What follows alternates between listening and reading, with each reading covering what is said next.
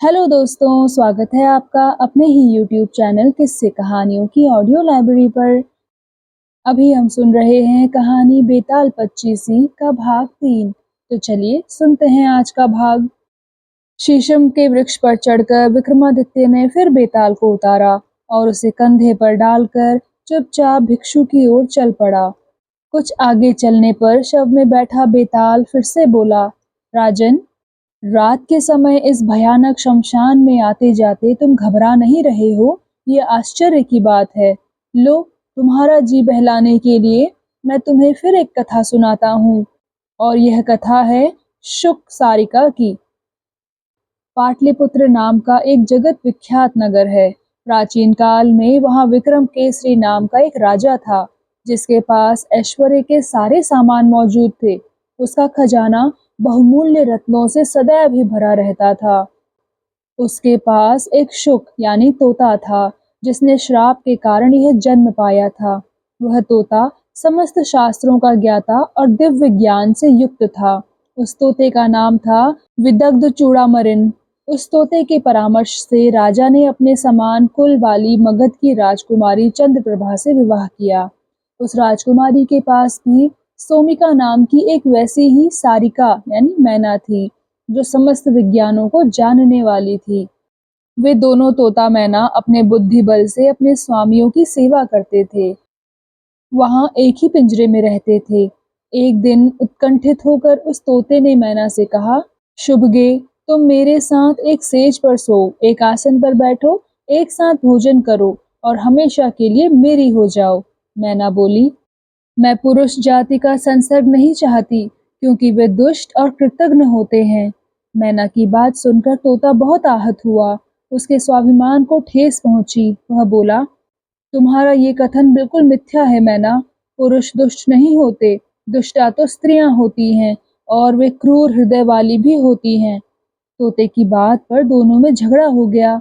तब उन दोनों ने शर्त लगाई कि यदि मैना झूठी हो तो वह तोते से विवाह कर लेगी, और यदि तोते की बात गलत निकले तो वह मैना का दास बन जाएगा। निर्णय के लिए वे दोनों राजसभा में बैठे हुए राजपुत्र के पास गए। अपने पिता के न्यायालय में बैठे हुए राजपुत्र ने जब उन दोनों के झगड़े का वृत्तांत सुना, तब उसने मैना से कहा, सारिका, पहले तुम यह बतलाओ कि पुरुष किस प्रकार कृतघ्न होते हैं। मैना ने कहा, सुनिए। अपने पक्ष की पुष्टि के लिए उसने पुरुषों का दोष सिद्ध करने वाली ये कथा सुनाई। कहा, इस धरती पर कामंदिका नाम की एक बहुत बड़ी नगरी है। वहाँ अर्थदत्त नाम का एक बहुत धनी व्यापारी रहता था। व्यापारी के यहाँ एक पुत्र ने जन्म लिया, तो व्यापारी ने उसका नाम धनदत्त रखा।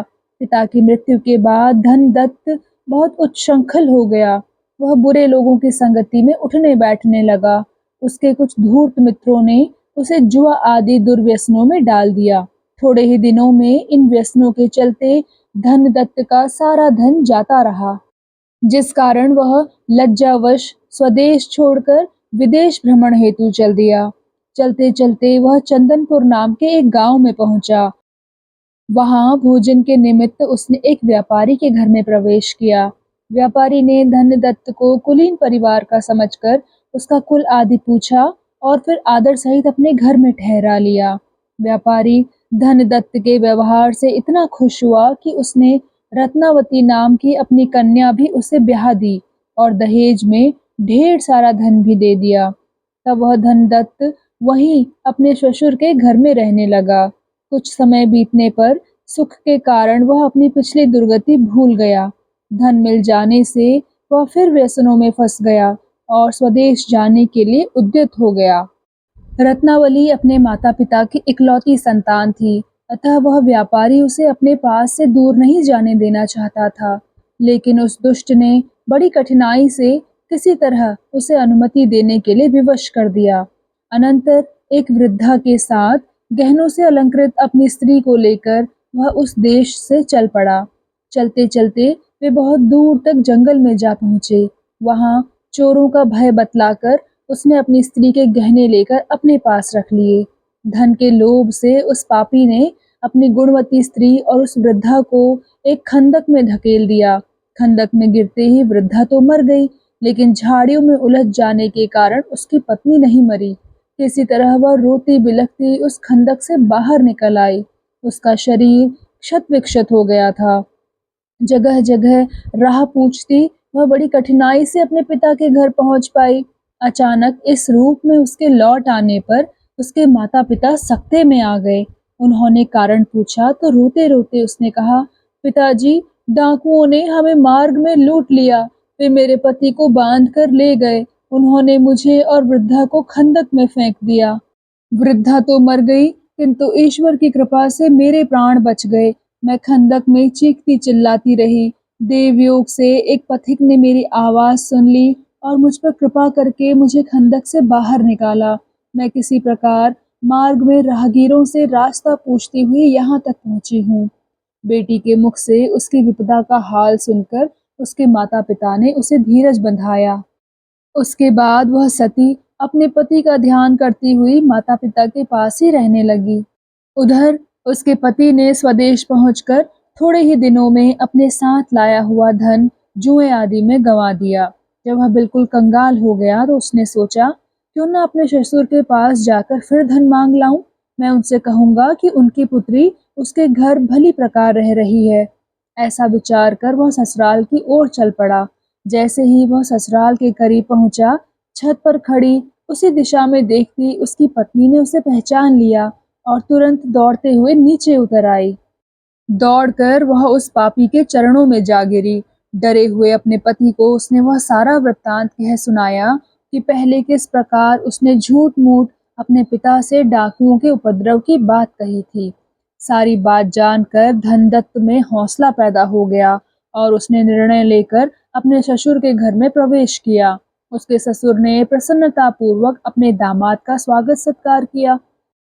इस प्रसन्नता में कि उसका दामाद डाकुओं की गिरफ्त से जीवित बच आया है, उसने अपने मित्रों और संबंधियों को बुलाकर महोत्सव मनाया। तत्पश्चात धनदत्त वहां अपनी पत्नी सहित अपने ससुर के धन पर फिर से मौज करने लगा। इतनी कथा सुनाकर मैना ने आगे का वृत्तांत कहा। हे राजन, एक बार रात के समय उस निशंस ने जो कुछ किया वह यद्यपि कहने के योग्य नहीं है, किंतु फिर भी कथा के प्रसंग में कहना पड़ रहा है। उस दुष्ट ने अपनी गोद में सोई हुई पत्नी की हत्या कर दी और उसके सारे गहने लेकर चुपचाप अपने देश की ओर चला गया। जब मैना ने आक्षेप लगाया कि पुरुष ऐसे पापी होते हैं, तो राजपुत्र ने तोते से कहा, हे शुक, सारिका अपनी बात कह चुकी है, उत्तर में तुम्हें जो भी कहना हो कहो। तब तोते ने उन्हें एक कथा सुनाई। तोता बोला, हे देव, स्त्रियां भयानक साहस वाली, दुष्चरित्रा और पापिनी होती हैं। इस संदर्भ में आप यह कथा सुनिए। हर्षवती नाम की एक नगरी में एक धनवान बनिया रहता था। वासुदत्ता नाम की उसकी एक कन्या थी जो अत्यंत सुंदर थी। बनिया उसे अपने प्राणों से भी अधिक प्यार करता था। उसने अपनी उस कन्या का विवाह समुद्रदत्त नाम के एक सजातीय युवक के साथ कर दिया, जो सज्जनों के निवास स्थान ताम्रलिपि में रहता था। समुद्रदत्त सज्जन था। वह वासुदत्ता के समान ही रूप यौवन वाला था। सुंदर स्त्रियां उसकी ओर इस तरह टकटकी लगाए देखती थी जैसे चंद्रमा को चकोर देखता है। एक बार जब वासुदत्ता का पति अपने देश में था और वह अपने पिता के घर थी, तो उसने दूर से एक पुरुष को देखा। उस सुंदर युवक को देखकर वह चंचल स्त्री कामातुर हो गई और अपनी सखी द्वारा उसे गुप्त रूप से बुलवाकर उसके साथ काम क्रीड़ाएं की।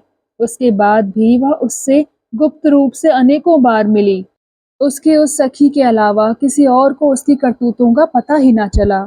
एक दिन उसका पति अपने देश से वापस लौटा तो उसके सास ससुर ने उसका बहुत आदर सत्कार किया और उसे उचित मान सम्मान दिया।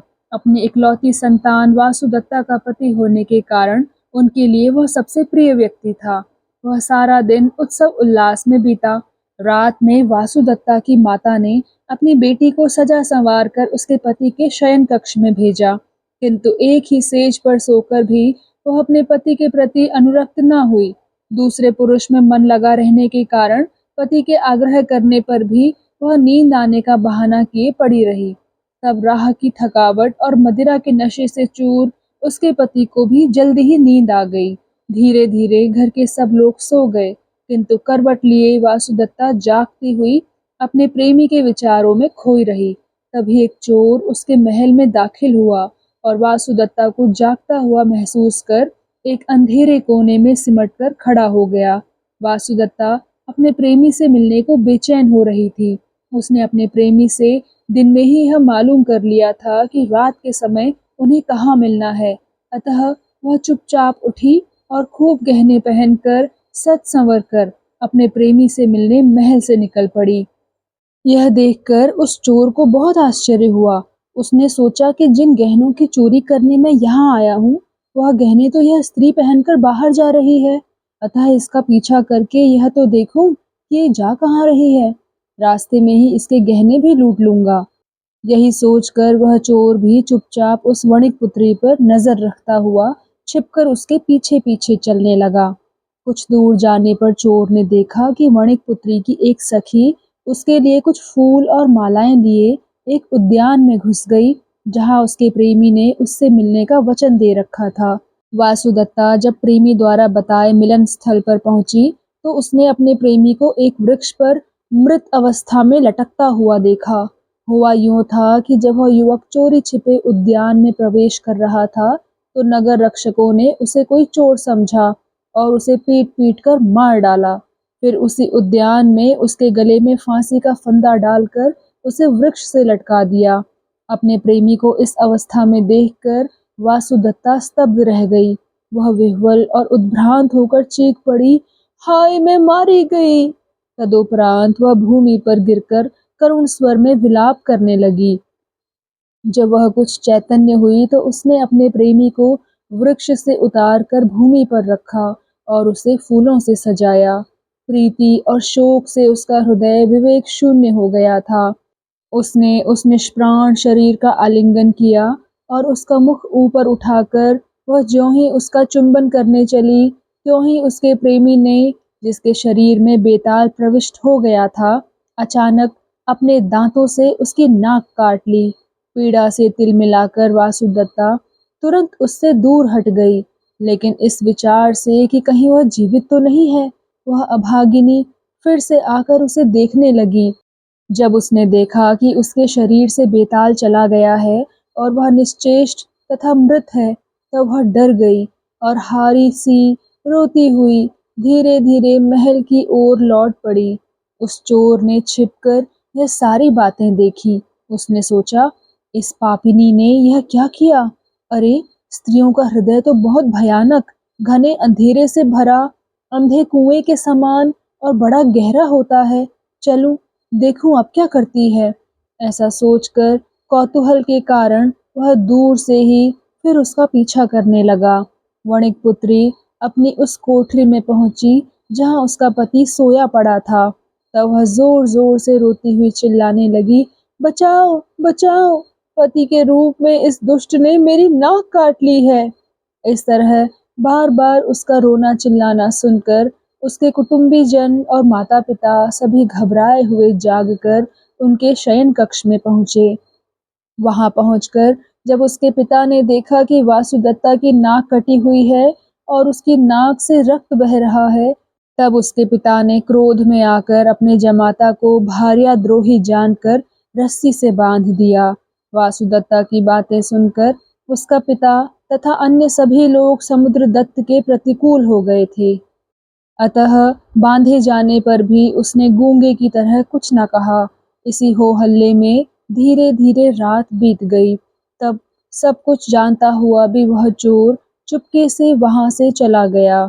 समुद्रदत्त का ससुर वह बनिया उसे तथा कटी नाक वाली अपनी बेटी को लेकर राजा के दरबार में पहुंचा। सारा वृत्तांत सुनने के बाद राजा ने समुद्रदत्त को दोषी मानते हुए उसे प्राण दंड की आज्ञा दे दी। अनंतर जब बांधकर उसे वध स्थल की ओर ले जाया जा रहा था, तब वह चोर राजा के आदमियों के पास आकर बोला, हे अधिकारियों, अकारण ही इस व्यक्ति को प्राण दंड नहीं देना चाहिए। ये निर्दोष है। सारी बातें मैं जानता हूँ। तुम लोग मुझे राजा के पास ले चलो, जिससे मैं उन्हें सारा वृत्तांत कह सकूं। उसके ऐसा कहने पर कर्मचारी उसे राजा के पास ले गए। वहां अभयदान मांगकर उस चोर ने आरंभ से उस रात की सारी बातें राजा को कह सुनाई। उसने राजा से कहा, महाराज, यदि आपको मेरी बातों पर विश्वास ना हो तो सत्य की स्वयं ही जांच करवाएं। इसकी कटी हुई नाक अब भी उस शव के मुंह में है। यह सुनकर राजा ने देखने के लिए अपने अनुचरों को उद्यान में भेजा और जब सच्चाई मालूम हुई तो उसने समुद्रदत्त को रिहा कर दिया। राजा ने उस दुष्टा पत्नी के कान भी कटवा दिए और उसे देश निकाला दे दिया। उसने उसके ससुर की सारी धन संपत्ति भी जब्त करवा ली। इतना ही नहीं, राजा ने उस चोर पर प्रसन्न होकर उसे नगर का अध्यक्ष भी नियुक्त कर दिया। इतनी कथा सुनाकर तोते ने राजा से कहा, हे राजन, इस संसार में स्त्रियां ऐसी दुष्टा और स्वभाव से विषम होती हैं। इतना कहते ही उस तोते पर से इंद्र का श्राप जाता रहा और वह चित्ररथ नाम का गंधर्व बनकर दिव्य शरीर धारण कर स्वर्ग को चला गया। उसी तरह तत्काल ही मैना का भी श्राप दूर हो गया और वह भी तिलोत्तमा नाम की अप्सरा बनकर सहसा ही स्वर्ग को चली गई। यह कथा सुनाकर बेताल ने राजा विक्रमादित्य से पूछा, राजन, तोता मैना के अपने अपने आक्षेपों का निराकरण हो गया था। अब तुम बताओ कि स्त्रियां निंदित होती हैं अथवा पुरुष? जानते हुए भी यदि तुम कुछ नहीं बताओगे तो तुम्हारा मस्तक टुकड़े टुकड़े हो जाएगा। कंधे पर बैठे हुए बेताल की बातें सुनकर राजा ने कहा, हे बेताल, निंदित तो स्त्रियां ही होती हैं। पुरुष शायद ही कोई कभी और कहीं वैसा दुराचारी होता है, लेकिन ज्यादातर स्त्रियां प्रायः सभी जगह और सदा ही वैसी होती हैं। राजा के ऐसा कहते ही बेताल पहले की तरह फिर उसके कंधे से गायब हो गया। राजा भी उसे वापस लेने के लिए फिर से उसी वृक्ष की ओर चल पड़ा। तो दोस्तों, कैसा लगा आपको आज का भाग? कृपया कमेंट सेक्शन में आकर ज़रूर बताइएगा। और अगर आपने अभी तक इस चैनल को सब्सक्राइब नहीं किया है तो कृपया सब्सक्राइब भी ज़रूर कर लीजिएगा। मैं मिलती हूँ आपसे इसी कहानी के अगले भाग के साथ। तब तक के लिए धन्यवाद।